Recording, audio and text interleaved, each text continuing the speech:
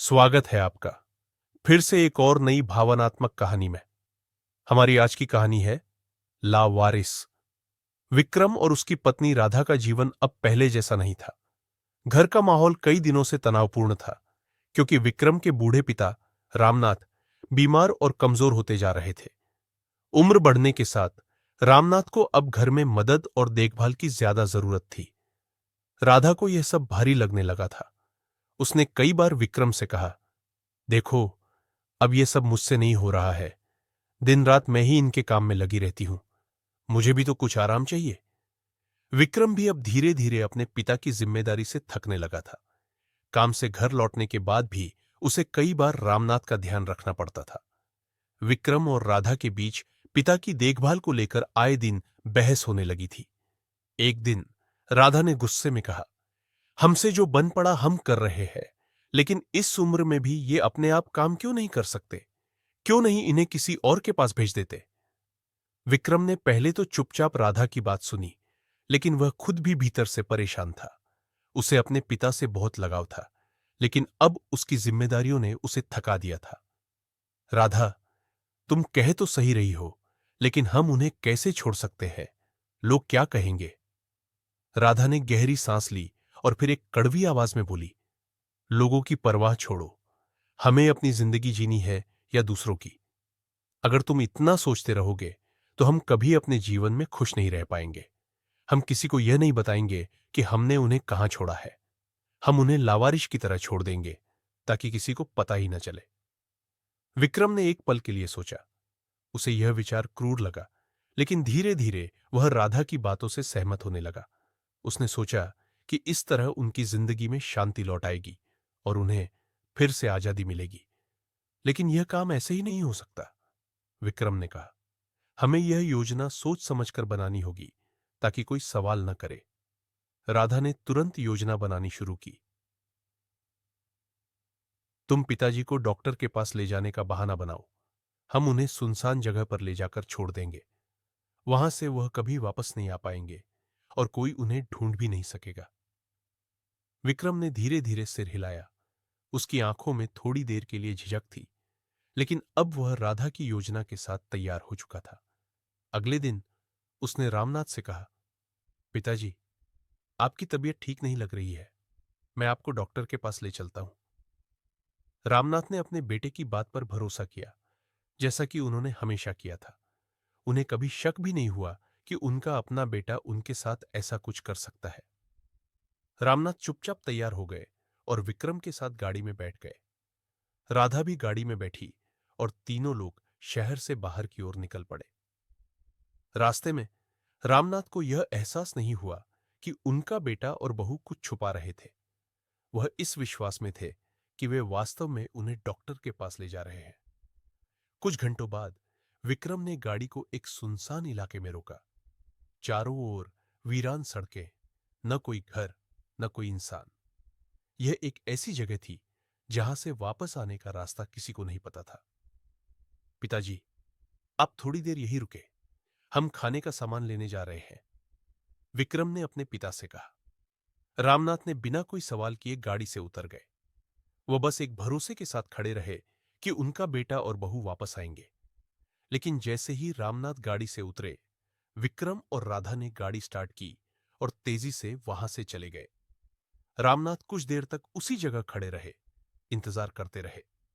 लेकिन जब गाड़ी लौटकर नहीं आई, तब उन्हें समझ आया कि उनके साथ धोखा हुआ है। रामनाथ के दिल में दर्द था। उन्होंने कभी नहीं सोचा था कि उनका अपना बेटा उन्हें इस हालत में छोड़ देगा। वह धीरे धीरे सड़क के किनारे बैठ गए और उनकी आंखों से आंसू बहने लगे। उन्हें यह समझ नहीं आ रहा था कि वे इस हालत में क्या करें। उनके पास न कोई रास्ता था, न ही कोई उम्मीद। चारों ओर सिर्फ वीराना और उनकी अपनी लाचारी थी। समय बीतता गया। रामनाथ वहीं सुनसान सड़क पर बैठे रहे, उम्मीद करते रहे कि शायद उनका बेटा और बहू वापस आएंगे। लेकिन ऐसा कभी नहीं हुआ। इस बीच विक्रम और राधा ने अपनी जिंदगी में वापस रच बस जाना शुरू कर दिया। उनके मन में किसी तरह की पश्चाताप नहीं थी। कई महीनों बाद उनका बेटा आर्यन, जो शहर से बाहर पढ़ाई कर रहा था, छुट्टियों में घर लौटा। आर्यन के मन में सबसे पहला सवाल था, माँ, पिताजी, दादाजी कहाँ हैं? उन्हें बहुत समय से देखा नहीं। विक्रम और राधा पहले से ही इस सवाल का जवाब तैयार कर चुके थे। राधा ने झूठ बोलते हुए कहा, बेटा, तुम्हारे दादाजी अब गांव चले गए हैं। वो वहां आराम करना चाहते थे, इसलिए हमने उन्हें वहीं छोड़ दिया। विक्रम ने भी तुरंत अपनी पत्नी की बात का समर्थन किया। हाँ बेटा, दादाजी गांव में ज्यादा खुश रहते हैं। उन्हें वहां की हवा और माहौल बहुत पसंद आता है, इसलिए वो अब वहीं हैं। आर्यन को थोड़ा अजीब लगा, क्योंकि दादाजी ने कभी गांव जाने का जिक्र नहीं किया था। लेकिन उसने अपने माता पिता की बात पर विश्वास कर लिया और सोचा कि शायद दादाजी ने बाद में यह फैसला लिया होगा। वह कुछ परेशान था, लेकिन अपने माता पिता के झूठ को पहचान नहीं पाया। आर्यन ने कुछ दिनों बाद अपने दादा से फोन पर बात करने की कोशिश की, लेकिन उसके माता पिता ने बहाना बनाया कि दादा गांव में फोन इस्तेमाल नहीं करते और उनके पास नेटवर्क की दिक्कत है। आर्यन को यह बात थोड़ी और अजीब लगी, लेकिन उसने फिर भी इस पर ज्यादा ध्यान नहीं दिया। आर्यन को कुछ दिनों के बाद काम से शहर के बाहर जाना पड़ा। वह अपने किसी कॉलेज प्रोजेक्ट के सिलसिले में एक गांव की ओर निकला था। रास्ते में जब उसकी गाड़ी सुनसान इलाके से गुजर रही थी, तो उसने सड़क किनारे एक कमजोर और बेबस बूढ़े व्यक्ति को देखा। वह व्यक्ति घुटनों के बल बैठा था। उसकी हालत दयनीय थी।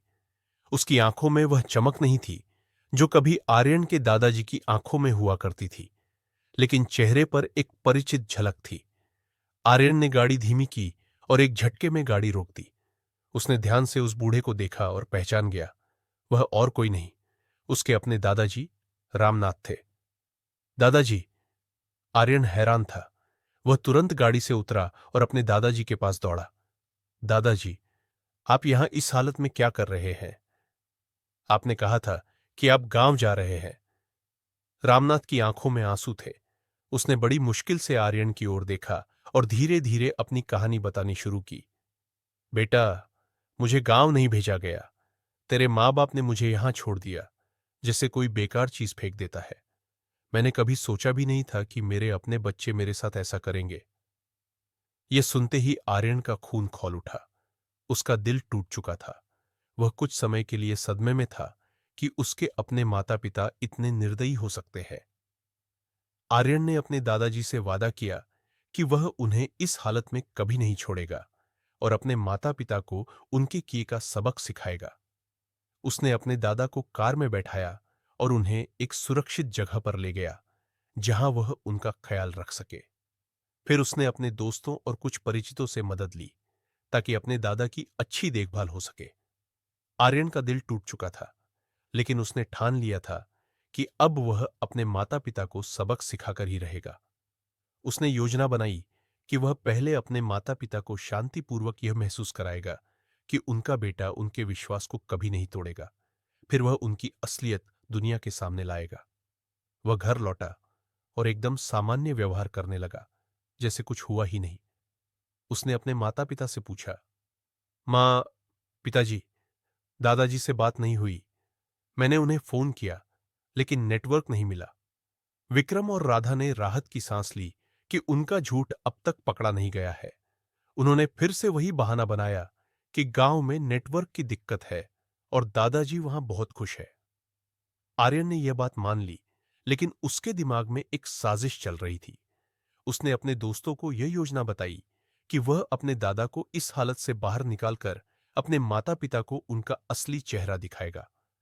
अब समय आ गया था कि आर्यन अपने माता पिता के खिलाफ कार्रवाई करे।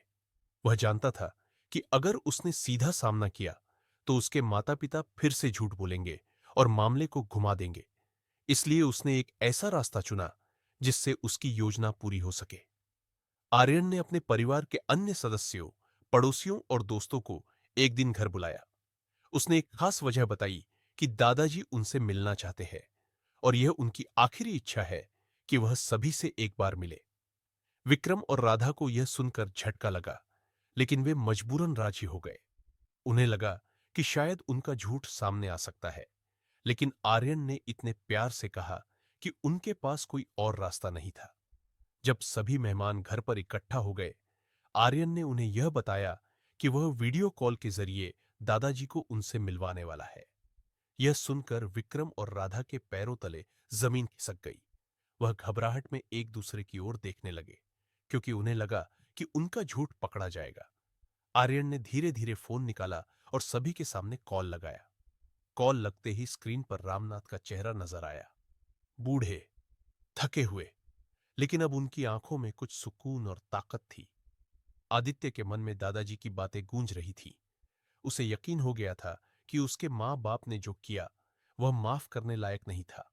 उनके भीतर जो क्रूरता और स्वार्थ था वह आदित्य के लिए बर्दाश्त के बाहर था। उसे अपने दादाजी का सम्मान वापस दिलाना था और मां बाप को उनकी गलती का एहसास भी कराना था। आदित्य ने दादाजी को पहले एक सुरक्षित स्थान पर पहुंचाया जहां उनकी देखभाल हो सके। उसके बाद वह पूरे प्लान के साथ अपने घर लौट आया। आदित्य ने अपने दोस्तों से मदद ली, जिन्होंने उसके साथ मिलकर एक सटीक योजना बनाई ताकि उसके माता पिता को सबक सिखाया जा सके। घर पहुंचने पर आदित्य ने अपने माता पिता से मिलकर बड़े भावुक और चिंतित होने का नाटक किया। उसने उनसे कहा, मुझे बहुत चिंता हो रही है। दादाजी का कोई पता नहीं है। क्या हम उनकी तलाश शुरू नहीं कर सकते? विक्रम और राधा ने एक बार फिर अपने झूठ को पुख्ता करने की कोशिश की। राधा ने बड़ी चालाकी से कहा, बेटा, हमने तुम्हें पहले ही बताया था, दादाजी गांव वापस चले गए हैं। तुम फालतू चिंता मत करो। लेकिन अब आदित्य ने अपनी योजना के अनुसार आगे बढ़ने का फैसला किया। उसने कहा, ठीक है मां, मैं गांव जाकर उनसे मिल आता हूं। मुझे खुद उनसे बात करनी है। विक्रम और राधा के चेहरे का रंग उड़ गया। अगर आदित्य गांव जाता तो सारा सच सामने आ जाता। वे घबरा गए और अब उन्हें अपनी साजिश की सजा मिलने का डर सताने लगा।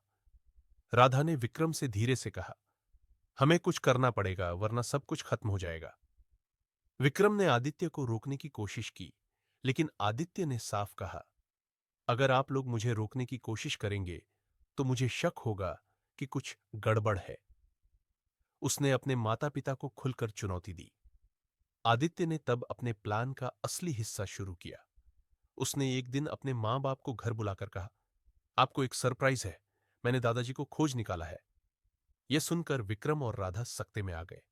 उनके चेहरे पर डर साफ झलकने लगा। आदित्य ने दरवाजे से इशारा किया और तभी रामनाथ, जो अब स्वस्थ थे, घर में दाखिल हुए। विक्रम और राधा का चेहरा देखना लायक था। उन्हें अपनी सजा का एहसास हो गया था। रामनाथ ने आदित्य के साथ मिलकर सभी रिश्तेदारों और पड़ोसियों को बुला लिया था ताकि सभी को सच पता चले। आदित्य ने सभी के सामने अपने माता पिता की हरकतों का पर्दाफाश किया। उसने बताया कि कैसे विक्रम और राधा ने रामनाथ को सुनसान जगह पर छोड़ दिया था और कैसे रामनाथ ने पूरी तरह से टूट जाने के बाद भी अपनी जिंदगी को संभालने की कोशिश की। सभी रिश्तेदार और पड़ोसी चौंक गए और विक्रम और राधा की निंदा करने लगे। उनका सम्मान मिट्टी में मिल गया था।